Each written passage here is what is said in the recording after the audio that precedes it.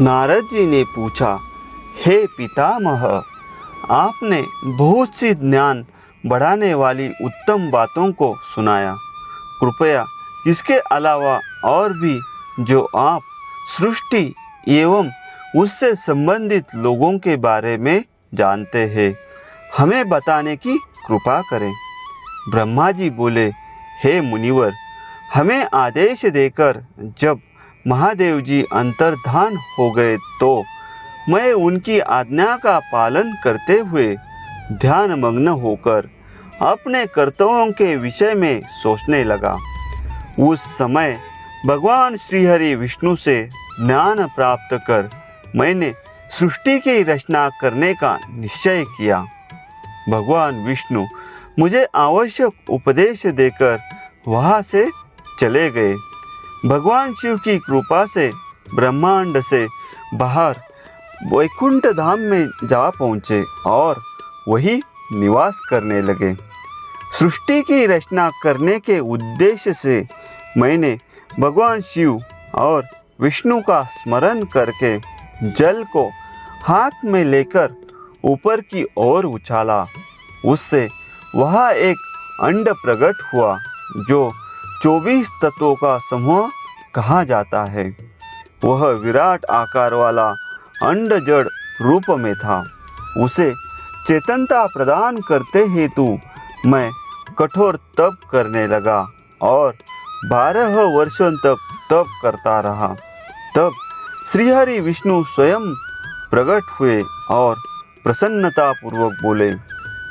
श्री विष्णु ने कहा, ब्राह्मण, मैं तुम पर प्रसन्न हूँ। जो इच्छा हो वह वर मांग लो। भगवान शिव की कृपा से मैं सब कुछ देने में समर्थ हूँ।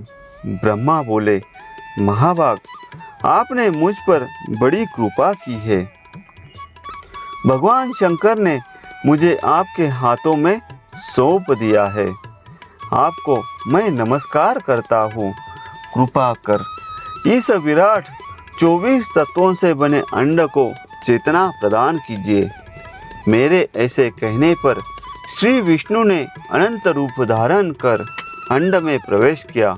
उस समय उनके सहस्र मस्तक, सहस्र आँखें और सहस्र पैर थे। उनके अंड में प्रवेश करते ही वह चेतन हो गया।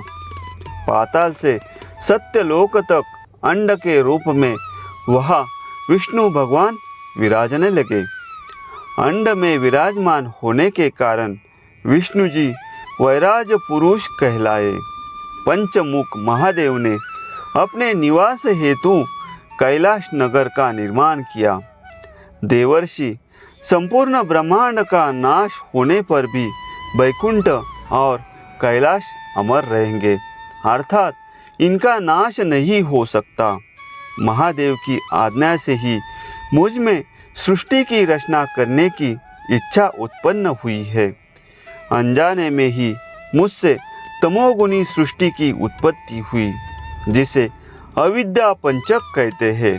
उसके पश्चात भगवान शिव की आज्ञा से स्थावर संज्ञक वृक्ष, जिसे पहला सर्ग कहते हैं, उसका निर्माण हुआ, परंतु पुरुषार्थ का साधक नहीं था। अतः दूसरा स्वर्ग तिर्यक श्रोता प्रकट हुआ। यह दुखों से भरा हुआ था। तब ब्रह्मा जी द्वारा ऊर्ध्व श्रोता नामक तीसरे स्वर्ग की रचना की गई। यह सात्विक स्वर्ग देव स्वर्ग के नाम से प्रसिद्ध हुआ। यह स्वर्ग सत्यवादी तथा परम सुखदायक है। इसकी रचना के उपरांत मैंने पुनः शिव चिंतन आरंभ कर दिया। तब एक रजोगुणी सृष्टि का आरंभ हुआ, जो अर्वाक श्रोता नाम से प्रख्यात हुआ। उसके बाद मैंने 5 विकृत सृष्टि और 3 प्राकृत सर्गों का जन्म दिया। पहला महत्त्व, दूसरा भूतों और तीसरा वैकारिक सर्ग है। इसके अलावा 5 विकृत सर्ग है। दोनों को मिलाकर कुल 8 सर्ग होते हैं। 9वां कौमार सर्ग है, जिससे सनत सनंदन कुमारों की रचना हुई है। सनत आदि मेरे 4 मानस पुत्र है, जो ब्रह्मा के समान है। वे महान व्रत का पालन करने वाले हैं। वे संसार से विमुख एवं ज्ञानी है। उनका मन शिव चिंतन में लगा रहता है। मुनि नारद मेरी आज्ञा पाकर भी उन्होंने सृष्टि के कार्य में मन नहीं लगाया। इससे मुझ में क्रोध प्रवेश कर गया। तब भगवान विष्णु ने मुझे समझाया और भगवान शिव की तपस्या करने के लिए कहा। मेरी घोर तपस्या से मेरे भौं और नाक के मध्य भाग से महेश्वर की 3 मूर्तियां प्रकट हुई, जो पूर्णांश सर्वेश्वर एवं दया सागर थी, और भगवान शिव का अर्धनारीश्वर रूप प्रकट हुआ। जन्म मरण से रहित परम तेजस्वी सर्वज्ञ नीलकंठ साक्षात उमा वल्लभ भगवान महादेव के साक्षात दर्शन कर मैं धन्य हो गया। मैंने भक्ति भाव से उन्हें प्रणाम किया और उन्हें प्रसन्न करने के लिए उनकी स्तुति करने लगा। तब मैंने उनसे जीवों की रचना करने की प्रार्थना की। मेरी प्रार्थना स्वीकारते हुए देवादिदेव भगवान शिव ने रुद्रगणों की रचना की।